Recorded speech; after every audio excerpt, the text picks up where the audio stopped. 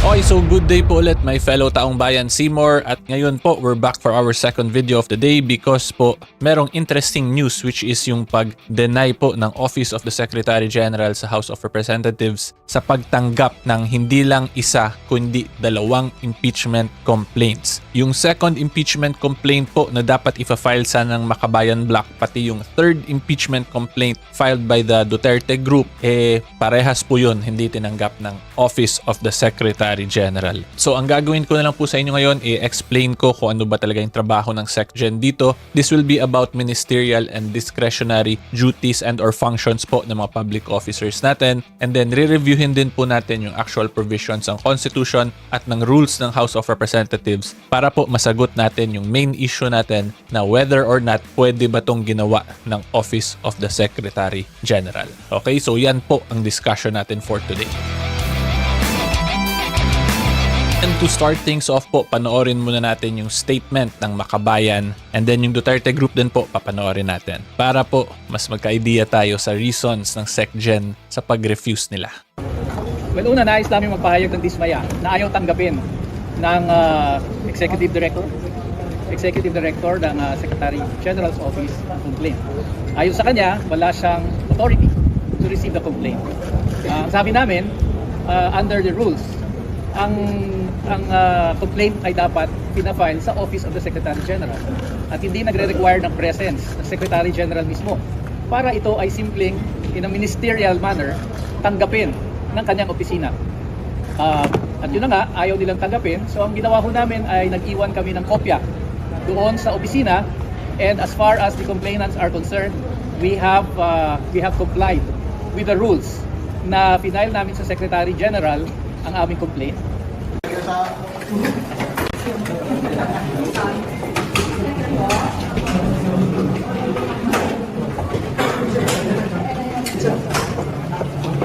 Okay, so I think yun naman na po yung pinaka main point ng Makabayan Block. Hindi daw tinanggap nung mga staff na natira sa Office of the Secretary General. Ngayon panoorin naman po natin yung sa Duterte Group.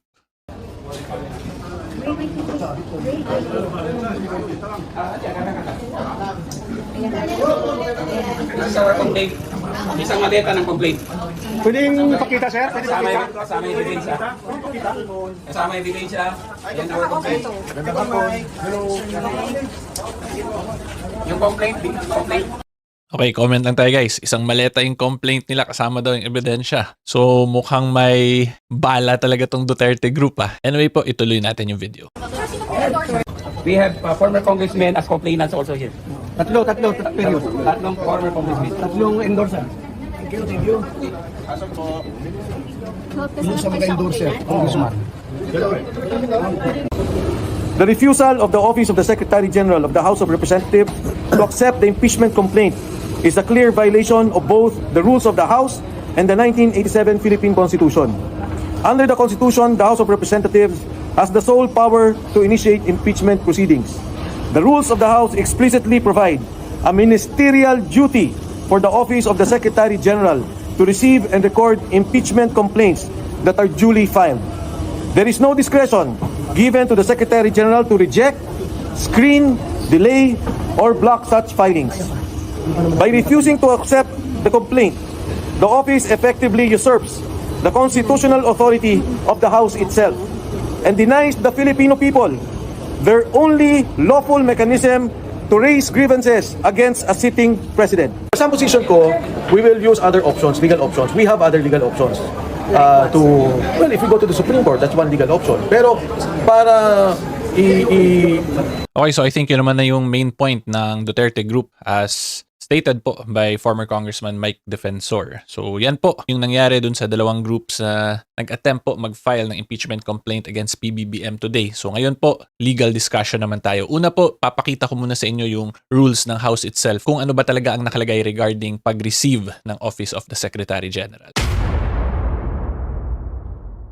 Okay, so this is the Rules of Procedure in Impeachment Proceedings, House of Representatives, 19th Congress. So we are all aware na 20th Congress na po tayo, but if you go to the Congress website, wala naman pong 20th Congress rules on impeachment. So more or less, ito pa rin po yung rules ng House in relation to impeachment proceedings. Okay, and then yung ipapakita ko lang po talaga sa inyo dito is this one, itong section 3. So kung makita po nyo, filing and referral of verified complaints. A verified complaint for impeachment by a member of the House or by any citizen upon a resolution of endorsement by any member thereof shall be filed with the office of the Secretary General and immediately referred to the Speaker. Okay, so dito po I will agree with dun sa sinabi ng Makabayan Black na ang nakalagay sa rules is office of the Secretary General, diba? So this is very plain and simple na wordings of the law. Therefore, hindi naman natin kailangan mag-apply ng kung ano-ano pang statutory construction. So, therefore po, since Office of the Secretary General ang nakalagay, ang office po ng Secretary General ang dapat magtanggap. Hindi po yung actual presence of the Secretary General ang kailangan, di ba? Because if we will follow the arguments na ginawa ng Office of the Secretary General kanina, na wala daw si SecGen, di ang mangyari dyan, magtago-tago na lang si SecGen, di ba? Tapos, kung magtago-tago siya,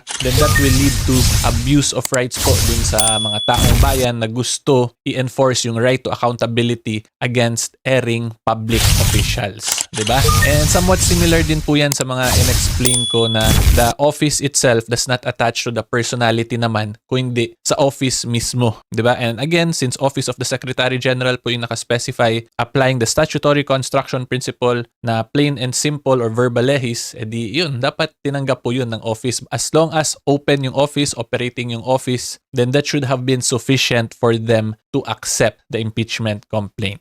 Okay, and then ngayon po i-discuss ko naman sa inyo yung ministerial and discretionary duty para mas maintindihan nyo talaga kung bakit hindi dapat yung tinanggihan ng Office of the Secretary General. Okay, so break po muna tayo since madami-dami naman na po yung na-discuss natin. So this is just my reminder po na hopefully you can subscribe sa YouTube channel ko para po you can see more. Okay, so magbilang po ako ng 1, 2, 3 at tingnan po ninyo, pag i-try nyong mag-subscribe, makaka-see more po talaga kayo. So 1, 2, oh, di ba? Sabi ko po sa inyo, makaka-see more kayo pag nag-subscribe kayo eh. So anyway po, thank you very much for the subscription and hopefully po you can also consider liking this video. Ngayon tuloy po tayo sa discussion.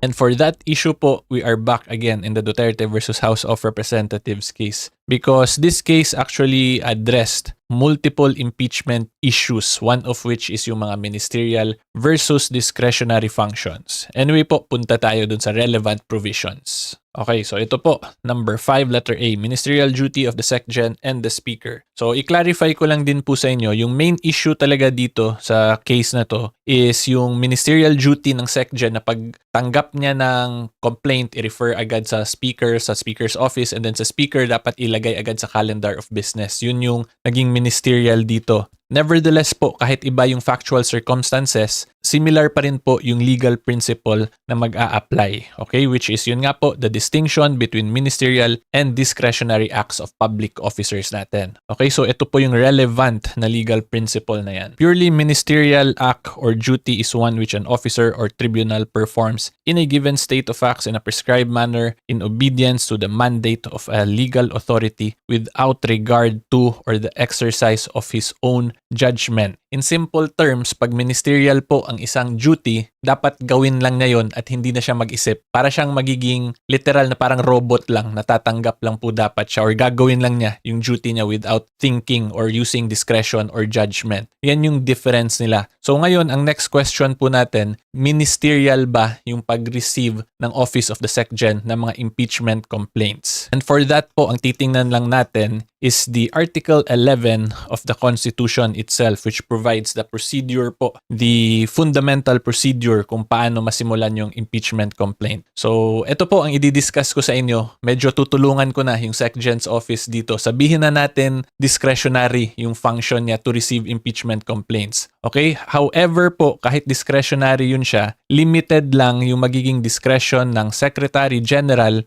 to check whether or not verified ba yung complaint. Kasi dito po kung makita nyo under Article 11, Section 3, Paragraph 2, nakalagay verified complaint yung dapat i-file. Diba? So since yung SecGen yung initially magre-receive ng filing, limited yung function niya to check whether or not verified ba yung complaint. Doon siya pwede maging discretionary as to that issue or aspect only. Pero pag napakita po ng complainant na verified yung complaint, mawawala na yung discretion ng Secretary General dyan, tapos magiging ministerial na yung duty niya to receive that verified complaint. Okay, so yung sa Makabayan Block, pati yung sa Duterte Group, verified complaints naman yung final nila. Therefore, dapat yung Office of the Secretary General ni-receive yun kanina. 'Di ba? Kasi hindi na po nila pwede reviewin further than the verification kasi hindi na po nila trabaho yun. Ang may trabaho na po to determine whether or not sufficient in substance ba yung impeachment complaint is nasa House proper na po yun, which will be the Committee on Justice and then the plenary eventually kung gusto nila pagbotohan dun. So again, ulitin ko lang po, the Secretary General's duty is discretionary but limited to determine whether or not verified ba. Once makitang verified, then the discretion disappears and it becomes a ministerial duty to receive that impeachment complaint.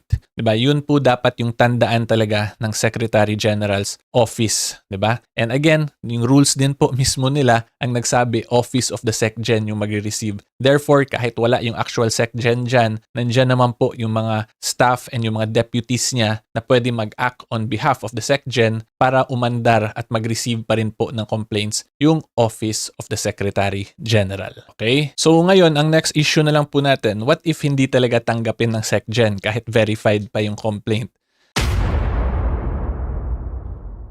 So, unfortunately, mas magiging madugo po yung next procedure because now, the complainants will have to file what we call a petition for mandamus. So, when you say mandamus, iko-compel mo ngayon yung public officer na yun na gawin yung trabaho niya. And yung dilemma lang natin, kung mag-undergo na ng judicial proceedings, medyo matagal po yun. And yung nangyari ngayon, may na-file ng initial impeachment complaint, yung final nung isang private lawyer. So, yung dilemma, kung mahina yung first impeachment complaint na yun, mahina yung ebidensya, baka ma-refer na yun sa Committee on Justice during the pendency of the judicial proceedings of mandamus for the second and third complaint. So, pag ma-initiate na po yung first complaint, ma-refer na sa Committee on Justice, dun na ngayon papasok yung 1-year bar rule. So, hindi na tatanggapin yung second and third impeachment. So, yun yung nakikita kong possible dilemma dito ngayon ng mga complainants. Kasi baka again, hindi tanggapin. So, pag ganyan, they will have to resort nga to mandamus, matagal. May una na, baka yun, umandar at ma-initiate. Then, sisipa na yung 1-year bar rule. Pero ito pong sinasabi ko naman ay speculative pa lang naman po tayo. Kasi hindi natin alam, baka later on, pag nandun na yung actual SecGen, baka tanggapin naman yung complaint. Pero unfortunately ngayon, hindi po tinanggap. So anyway po, in summary, ang point ko dito is that the Secretary General's office did not comply with their duty, their ministerial duty to receive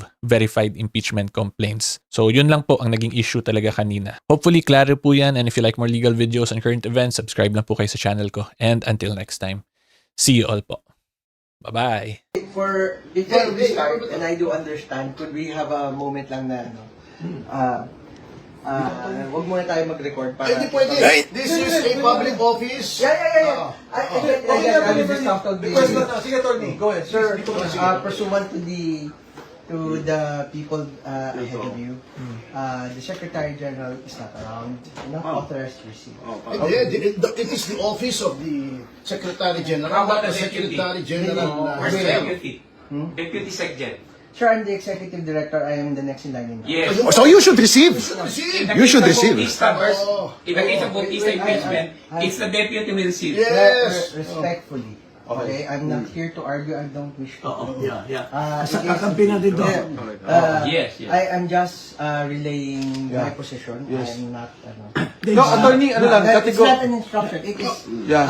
I am not In the position to receive it. But in the case of impeachment of former COMELEC Chairman Bautista, whom we impeach, it was the deputy who received our impeachment The next in complaint line. in 2017. Yes, the next in line. There is already a precedence in the House. I would have to say Please check the records. I I am not arguing, sir. Okay. I am not Tama. arguing. Thank you. I am not even raising my voice, sir. Yeah. Thank you. I am just manifesting. Okay. I am not authorized to receive the document. Attorney, may question. Wow.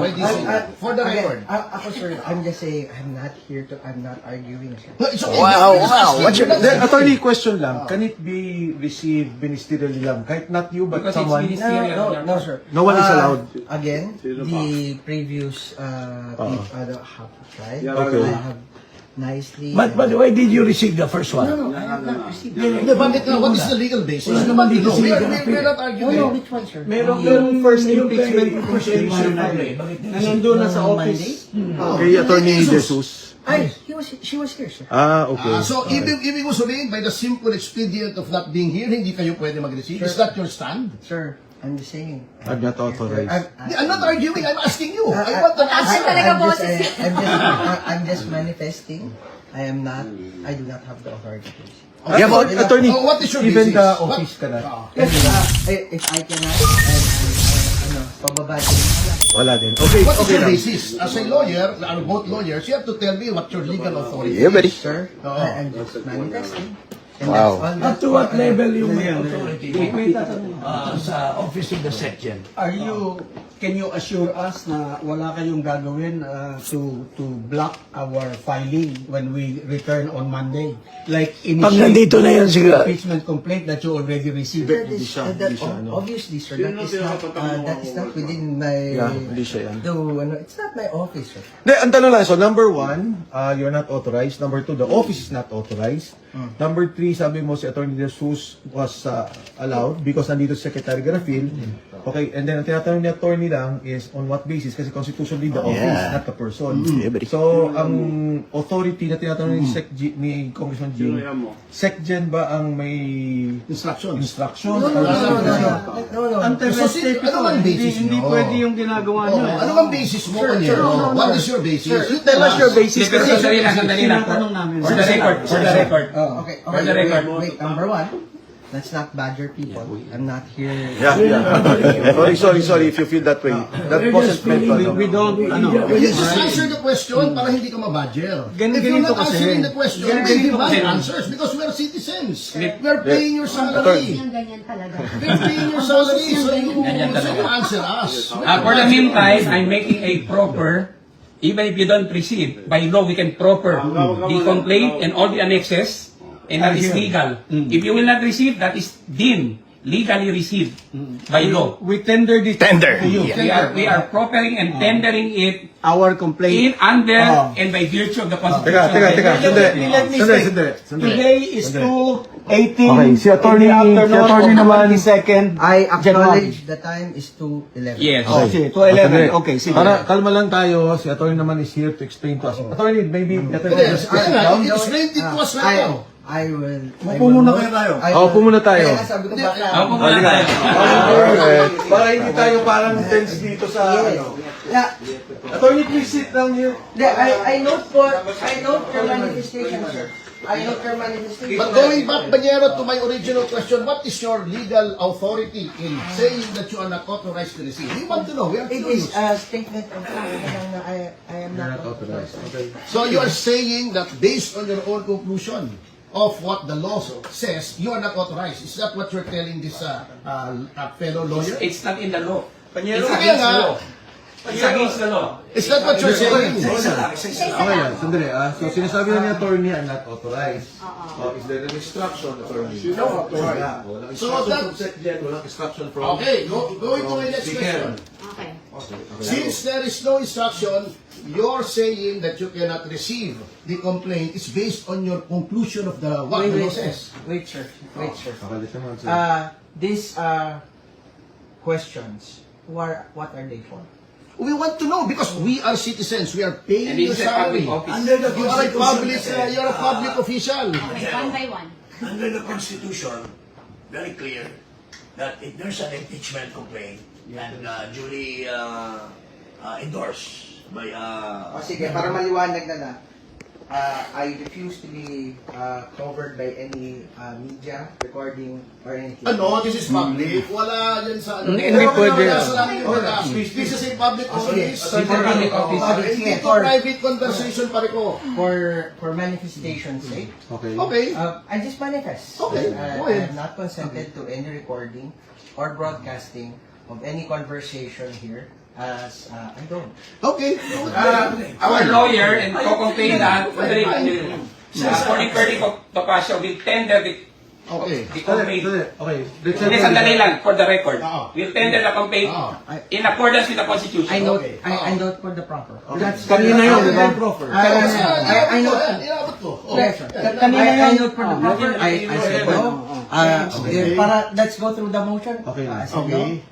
Para at least po. Okay. Nonetheless, we are tendering Attorney, just to be, to you, to be candid, syempre, because we understand na hindi ka naman yung authorized, but of course, as a group, we will also take legal steps. That's why may mga ganito lang motions. We understand na. So, thank you. I wala pong sama ng loob. If that is what I understand. In fact, we feel sorry that you have to take the We fall thank for you this for email. receiving us. So, maraming salamat. Kung may documents. Yes. Establish ko lang. It's 2/11/22 January na tinender namin sa iyo yung aming Para verify. kukumpletin ko na rin po. Okay. It was an attempt to No, it's not an attempt. We tender to you. We tender to you. Para kukumpletin ko na nga. Galing na sa kanya. Sige, let You him... are here To tender. To tender. I refuse. That's legal. And you left a copy here in the office. You could actually leave it there. Para okay na po tayo. Pwede bang ma-receive ba? Is that satisfactory? Okay na. Okay, Yes, thank you. This Thank is you. what I Thank you. propose. Di ba office, kapanyero, di ba office Hindi. hours nyo hanggang alas 5? 7 o'clock. 7 o'clock, okay.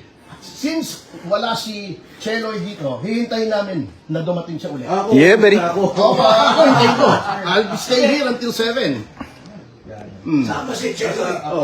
Tanungin mo ko sa We will wait Out of the country. until Kaya, Anyway, thank you for that. Alam mo naman na. where is the SecGen? Where is the SecGen? Asan ang section? For the record. Where's the SecGen? For the record. Taiwan. And we have absent who is the acting SecGen. Sandali. For the record. Who is? Isa-isa lang. It's you. no, It's you. there is no acting secretary. Siya ang ano. Who's the second in But you are command? second in command. In this office, I am the executive. Nonetheless, we are tendering and proffering our original complaint and the annexes for and under and by virtue of the Constitution of the Republic of the Philippines. Kaya kanina ko pa sinasabi, baka meron kayong binabiolate na civil service regulation. Kasi you're supposed to be, pagka wala dito yung Automatic. May officer in charge. merong papalit, merong susunod. It's automatic. Secondly, Panyero. Wala. Secondly, Panyero. Bakit si Galapin? Nagkano na naman, pumuntang Taiwan. Kung wala siya, The office is here. Okay. We have already, di ba? We've established yung, already. We have given it. Si attorney naman was kind enough to state yung legal basis. So, okay na tayo. Ha? Hindi, gusto ko lang tanong pa kay Ito si Dudu si attorney, ha? Governor Chavit. Sir, iikot ako. Okay, Governor Chavit. Ako iikot because Isa-isa para ano. Si Admiral Carlos. Carlos. Governor Chavit. Okay, si Secretary Menes Peron. Attorney Topacio. Hindi ikaw. Yung mas gwapo. Kathy Bina. And former Congressman Jing no Para. introduction necessary. Of course, Attorney Manny Luna, I'm the Attorney first General complainant, former Garcia, Commissioner, Presidential Anti-Corruption Commission. and sorry, Attorney D. Harold Respicio, Vice Mayor. Complainant as well, sir. Okay na. Thank you, Attorney. Pero, Congressman Mike, di ba mayroong executive order that since there is a one China policy, restricted ang travel ng public officials natin to Taiwan? Ibang topic na yan. Ibang topic na yan. Hindi yan nga, hindi. For the record. For the record. Because, hindi yan naging relevant yun because the reason for the absence of the Secretary General is that she traveled to Taiwan. And under the one China policy, restricted government officials, even on private visits, restricted to Taiwan under the one China policy. May exceptions, of course, but tingnan natin. Thank you. Thank you. Okay lang. We understand, of course. Okay. I'll see you. You don't walk na rin. Okay.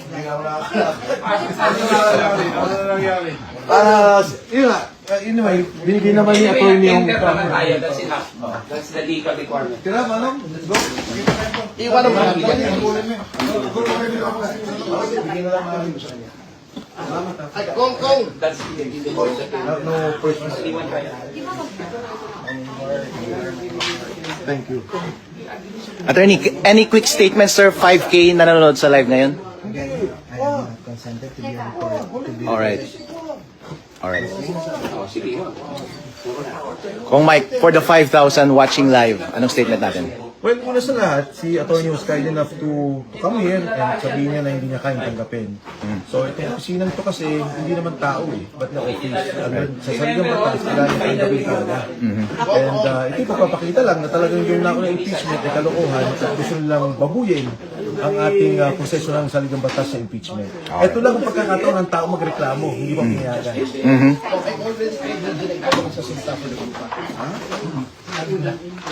Attorney Topacio, any statement? Yes. Any statement, sir? Well, I second I give my full assent to the statement of Congressman Mike Defensor na talagang sinisigil yung karapatan ng mga taong bayan na sila ay magreklamo.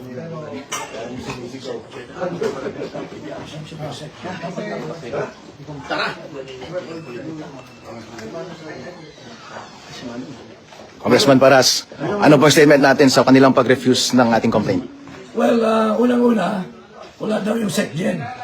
Nasa Taiwan daw. Unang-una, yung SecGen, she's violating the One China policy. Kasi dati siya doon na head ng NECO. What's her business there? When she's supposed to work here to receive our complaint. So, dapat matanggal yan si Garapel. Tawag ko nga dyan, Garapal eh.